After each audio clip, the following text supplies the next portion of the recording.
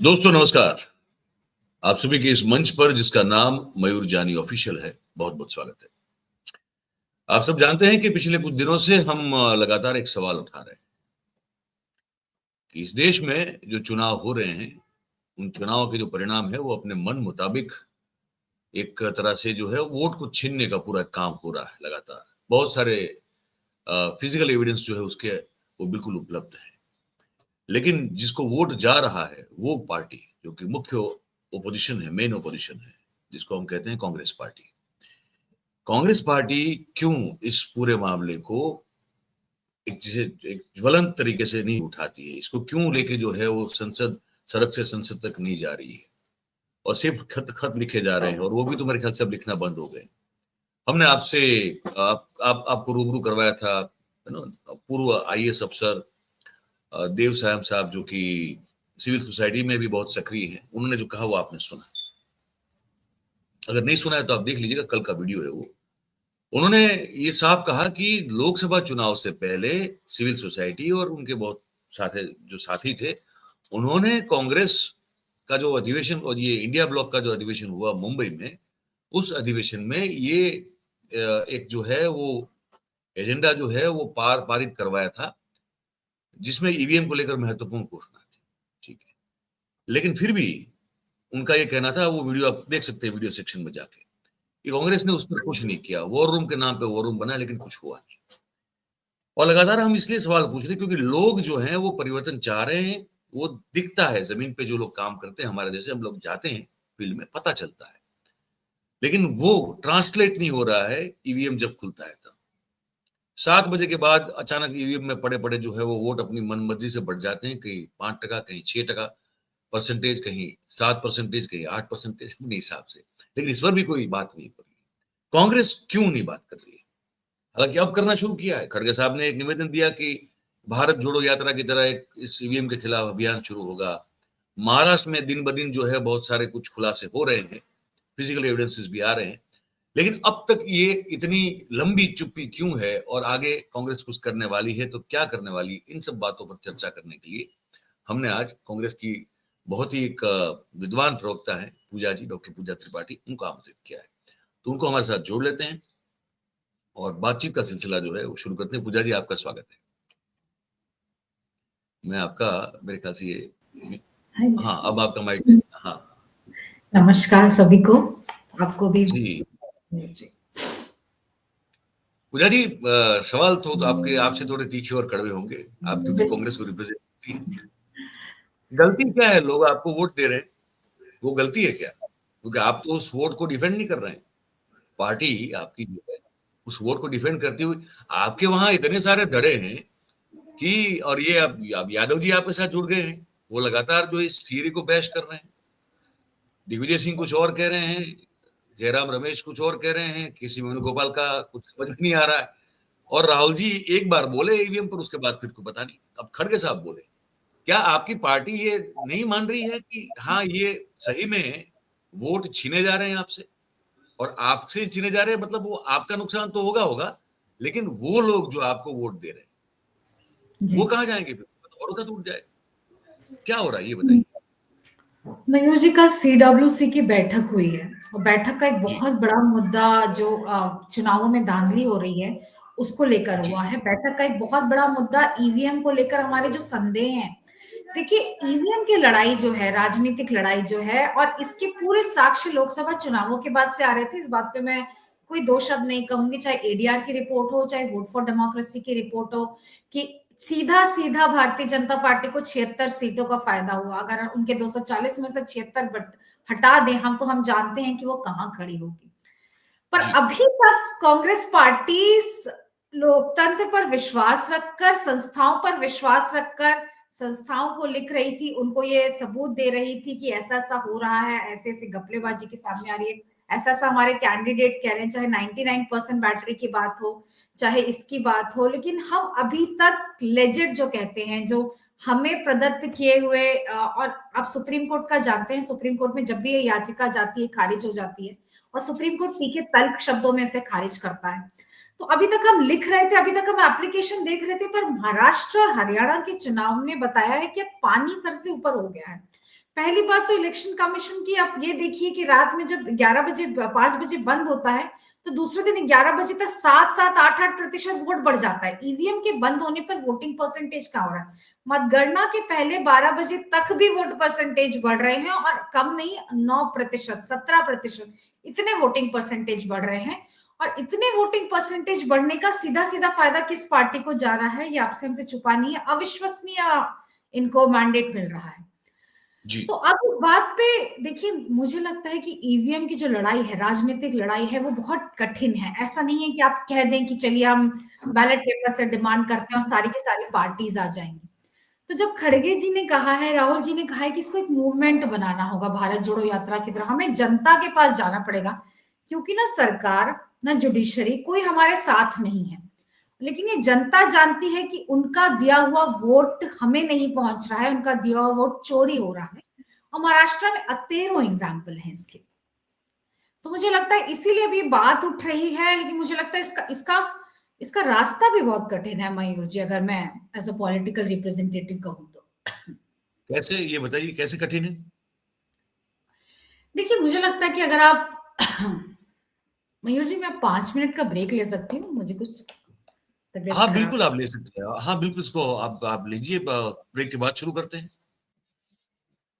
पूजा जी को शायद कुछ गले में खराश या कुछ है, तो वो 5 मिनट के बाद अपने साथ जुड़ जाएगी। इस दौरान मैं आपको ये एक नाना पाटोले, महाराष्ट्र कांग्रेस के वहाँ के मुखिया, वो क्या कह रहे हैं चुनावी प्रक्रिया में जो घोटाला है, उसको लेकर वो क्या कह रहे हैं, वो आप उस दौरान सुन लीजिए पूरा। एक डिटेल प्रेस करके हमने मामला है, क्या आपका कहना है? देखो, कल हमने एक डिटेल प्रेस करके हमने सुबह 7 बजे से जो वोटिंग 20 तारीख को शुरू हुई थी और शाम के 5 बजे तक जो परसेंटेज हुआ था, उस बारे में हमने कल वो पूरे मुद्दे हमने आपके सामने रखे थे। आपने देखा होगा कि चुनाव आयोग ने 5 बजे जब उनके परसेंटेज दिखाया था तो उसमें 58 पॉइंट कुछ समथिंग वोटिंग दिखाया था। रात को 12 बजे उनने 11:59 में जो परसेंटेज दिखाया था वो था 65.2% था। तो सवाल ये खड़ा होता है कि एक तो लंबी कतार लगी होंगी 2-2, 3-3 किलोमीटर की, वोटिंग पूरा होने को रहा होगा, तो ऐसे कहाँ कौन से जगह में इतनी लंबी कतार लगी थी, उसके वीडियोस चुनाव के पास होंगे, वो हमने मांगे हैं। लेकिन रात के 20 तारीख के 11:59 पर उनने ये उनका रिपोर्टिंग होने के बाद उन्हें दूसरे दिन 3 बजे और एक ट्वीट किया और उसमें उन्होंने कहा कि 66.5% वोटिंग हुआ है, यानी 1.3% और वोट दूसरे दिन और बढ़ाया है। अब 1% का भी अगर 1.3 ये होता है तो 9,99,359 वोट होते हैं। हम चुनाव आयोग से पूछना चाहते हैं कि भाई ये वोटिंग कहाँ पे हुआ है, वीडियो है क्या आपके पास, फोटोग्राफीज है क्या, इतनी लंबी कतारें लगी थी रात भर और दूसरे दिन 3 बजे तक तुम्हारी वोटिंग हुई है, ये तुम्हारा कहना है। तो ये पूरे डिटेल्स हमें चाहिए, ये मांग हमने चुनाव आयोग को किया। आनंद फनन में कल चुनाव आयोग ने कहा कि हमने वोटिंग परसेंट बढ़ाने के लिए बहुत मेहनत की और ये हुआ है। तो भाई बहुत अच्छा काम किया आपने, वोटिंग बढ़ाने के लिए काम किया, लेकिन लोगों का वोट है क्या वहां पर, लोगों ने वोट किया क्या, तुमने बूथ कैप्चरिंग करके वोट किया क्या, ये सब सवाल खड़े हो रहे। चुनाव आयोग ने आनंद फानन में कहा कि वो जिस तरह से मैंने बताया कि हमने वोटिंग बढ़ाने के लिए किया, तो हमने पूछा कि दोपहर में 3 बजे आपने 21 तारीख को जो आंकड़ा दिया था 1.3% का, जिसमें 9,99,359 वोट बढ़े हैं, तो ये आंकड़ा कहां से लाया आपने? एक वोट का भी फर्क होता है तो पारदर्शिता खत्म हो जाती है, यह हमारा चुनाव आयोग को कहना है। यहां तो 9,99,000 359 वोटों का फर्क आ रहा है। तो इसलिए चुनाव आयोग ने ही उसमें बटन दबाई क्या, ये भी सवाल खड़ा हो रहा है। और इसलिए ये सवाल आज खड़े हुए, हम आरोप नहीं लगा रहे। और आज हमारे दिल्ली में हमारी शीर्ष नेतृत्व भी आज मुख्य चुनाव आयोग से मिलने वाले हैं। उनको भी इसका एक मेमोरेंडम दिया जाएगा और ये लड़ाई हम आर पार की लड़ेंगे। हम माननीय सुप्रीम कोर्ट जी को भी हम चाहते हैं कि ये मुद्दा सुमोटो वो अपने ये ले, क्योंकि यह लोकतंत्र खतरे में आ चुका है।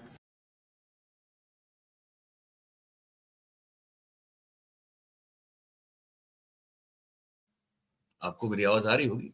नाना पाटोले कह रहे हैं कि लोकतंत्र खतरे में आ चुका है। वो कह रहे हैं कि वो कहां लाइन लगी थी। वो आप कह रहे हैं कि इतने सारे वोट बढ़ गए, इतने परसेंटेज वोट बढ़ गए, वो लाइनें कहां लगी थी।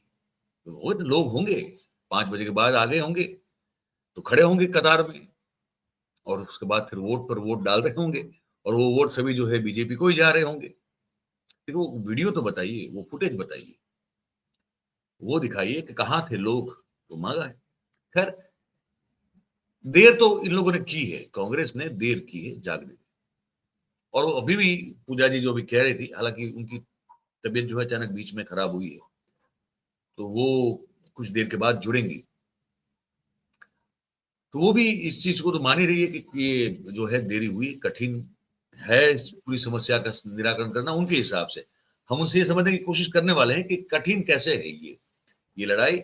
अगर जनता, देश के नागरिक, अगर आप ज्यादातर जो है वो चाह रहे हैं कि परिवर्तन हो, अगर ये मामला निकल के आता है, और जिस तरह से स्पष्ट रूप से दिखाई देने वाली, एक तरह से कहें कि छीना झपटी हो रही है वोट की, तो क्या कठिन हो सकता है, कैसे कठिन हो सकता है, ये समझना है उनसे। लेकिन उससे पहले अब अपनी इस जीत पर प्रधानमंत्री नरेंद्र मोदी साहब ने क्या कही बात, किस अंदाज में कही, इस बात को सुनिएगा जरूर गौर से। और जब ये मोदी साहब इस बात को कह रहे हैं, तब उनके चेहरे को, उनके हाव भाव को समझने की, परखने की कोशिश कीजिएगा। ये सुनाता हूं मैं आपको। महाराष्ट्र चुनाव के नतीजों ने, हरियाणा के चुनाव के नतीजों ने, और इन दिनों देश भर में जो उपचुनाव हुए उससे जो नतीजे आए हैं, पूरे देश में कैसा विश्वास भर दिया है, ये मैं आपके आंखों में देख रहा हूं। अब देखिए, उड़ीसा ने शुरुआत की, फिर हरियाणा, फिर महाराष्ट्र, और यही तो भाजपा की विशेषता है, और यही हमारे कार्यकर्ताओं का सामर्थ्य है, हमारी पार्टी के कार्यकर्ताओं का सामर्थ्य है। विपक्षी दल बीजेपी सरकार के खिलाफ सुबह शाम अपप्रचार करते रहते हैं, लेकिन जनता बीजेपी सरकार के कामों को देखकर उन्हें आशीर्वाद देने खुद मैदान में दौड़ पड़ती है। आप याद करिए, चुनाव से कुछ महीने पहले तक बड़े बड़े पॉलिटिकल एक्सपर्ट्स ओडिशा में बीजेपी को पूरी तरह से खारिज कर रहे थे। ये लोग कह रहे थे कि उड़ीसा में बीजेपी इतनी बड़ी ताकत बन ही नहीं सकती कि वो अपने आप अपने बलबूते पर सरकार बना ले। लेकिन जब परिणाम आए तो सारे के सारे अपने आप को बड़ा तीसमार का मानते थे, वो लोग हैरान हो गए, क्योंकि उड़ीसा के लोगों ने भाजपा की केंद्र सरकार के कामों को और दिल्ली में बैठते हुए भी उड़ीसा के लोगों के साथ जो अपनापन का नाता, सुख दुख का साथ, ये 10 साल में उड़ीसा के गांव गांव, घर घर ये बात पहुंच चुकी थी। जब राज्य में हमारी सरकार भी नहीं थी, हमारी योजनाओं के नाम भी बदल दिए जाते थे, सब कुछ होता था, फिर भी ओडिशा के विकास के लिए पूरी लगन और ईमानदारी से हम लगातार काम करते रहे। केंद्र सरकार ने, और मैं कहता हूं भारत सरकार के मंत्रिपरिषद में जितना उड़िया का प्रतिनिधित्व रहा है, पहले कभी नहीं रहा। और केंद्र सरकार ने कभी ये नहीं सोचा कि यहां पर जो सरकार है वो हमारे साथ है, नहीं है, कार्यकर्ताओं को अच्छा लग रहा है, बुरा लगता है, हम वो नहीं सोचते थे। हम जनता का भला करना सोचते थे। और हमने उड़ीसा को केंद्र से मिलने वाले बजट को 3 गुना किया था। हमने उड़ीसा के लिए नई नई योजनाएं बन चलाई, यहां वर्ग हर समाज की समान भाव से सेवा की। और इसलिए उड़ीसा की जनता बीजेपी की नीतियों को और कार्यशैली को भली भांति जान पाई, उनका एक विश्वास पैदा हुआ और दिल खोलकर हमें आशीर्वाद दिया।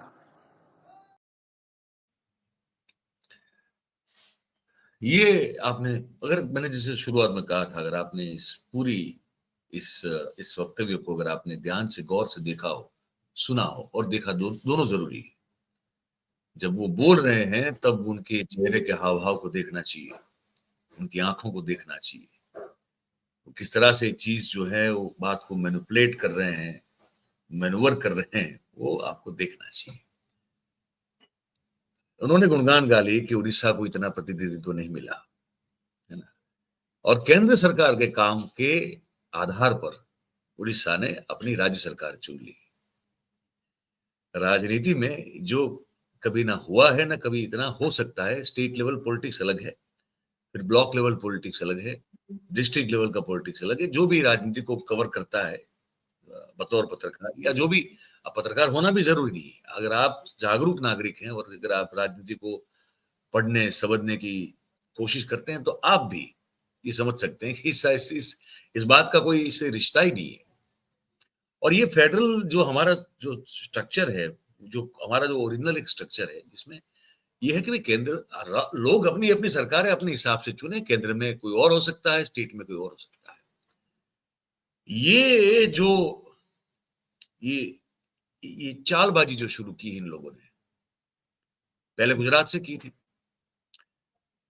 कि जिस कंस्टिट्यूंसी में, विधानसभा में भाजपा का विधायक नहीं होगा, वहां पे विकास के कार्य होंगे ही नहीं, है ना।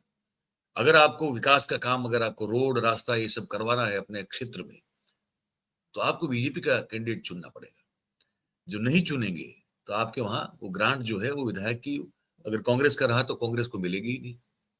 यही बात उन्होंने जिला पंचायतों में, चुनाव के बाद अगर वहां भाजपा की बॉडी नहीं बनती है तो जिला पंचायत, जिला जो है उसको ग्रांट ही नहीं मिलेगी। अच्छा, एक और उन्होंने किया यहाँ गुजरात में कि जब ये 2015 में जब कांग्रेस ने अद्भुत विजय प्राप्त किया था स्थानीय स्वराज के चुनाव में, मेरे ख्याल से 21 या 22 जिला पंचायतें जीती थी 33 में से, तो इन लोगों ने क्या किया था? इन लोगों ने ये किया था कि वहां पे एक अचानक से ऐसी पोस्ट सरकारी अफसर की खड़ी कर दी जिसकी दस्तखत के बगैर जो ग्रांट है विकास कार्यों की, वो मंजूरी नहीं हो पाएगी। तो ये सब जो है यहां से करते आ रहे हैं और अब देश में कर रहे हैं। तो अब अगर आपको विकास करना है बतौर स्टेट, तो आपको बीजेपी को चुनना पड़ेगा। ये कहने के लिए फिर वो खेल कर देते हैं, वो अलग बात है। फिर पूरा खेला होता है, मशीन और मशीनरी का पूरा खेला होता है, वो नंगा नाच होता है, वो कर लेते हैं फिर। तो ये आपने सुना। अच्छा, अब ये मैं इस कार्यक्रम में बता दूं, पूजा जी जुड़ी थी, लेकिन पूजा जी की जो है कुछ तबियत अचानक से खराब हुई। वो 1 आध या 1.5 घंटे के बाद अगर स्वस्थ हो जाएंगी तो जुड़ने वाली है। तो उनके साथ फिर अलग से वो वाले सवाल जवाब करेंगे जो हमको उनसे पूछने हैं बतौर, क्योंकि वो कांग्रेस पार्टी की प्रवक्ता है, तो उनसे वो सवाल पूछने हैं जो आप सबके मन में, हमारे मन में है। कांग्रेस कर क्या रही है और कांग्रेस क्या करना चाहती है। ये जो चुनावी प्रक्रिया में ये जो वो जो एक तरह से कहें ना कि घोटाला या तो जो भी छीना झपटी हो रही है, जो अपारदर्शी हो चुकी है पूरी तरह से, उसमें कांग्रेस का रुख क्या है, ये समझने की कोशिश उनके साथ बैठ के, अगर आज वो स्वस्थ हो गई तो उनके बाद आज एक और वीडियो रिकॉर्डिंग कर लेंगे, उसमें आपको बताएंगे। लेकिन कुल मिला के इस कार्यक्रम में हम समाप्त करें उससे पहले यही कहना चाहते हैं कि महाराष्ट्र में तो बहुत स्पष्ट रूप से चीजें जो है सामने आ गई, जैसे कि वो हरियाणा में चंडीगढ़ के मेयर के चुनाव के वक्त जिस तरह से आई थी चीजें, ऐसी चीजें खुल के आ रही है। अब उसमें कांग्रेस और इंडिया ब्लॉक जो है बेसिकली वो क्या रुख लेते हैं, ये हमको देखना पड़ेगा। बाकी ये तो महापुरुष है, आपने सुना उनको किस तरह से वो सफेदतम झूठ जो है, श्वेत, सबसे श्वेत झूठ वो बोल सकते हैं। ये कहना था, छोटा सा वीडियो है। कोशिश करेंगे पूजा जी अगर स्वस्थ हो जाए तो उनसे बात करेंगे, तो वो अगला वीडियो आप देख पाएंगे।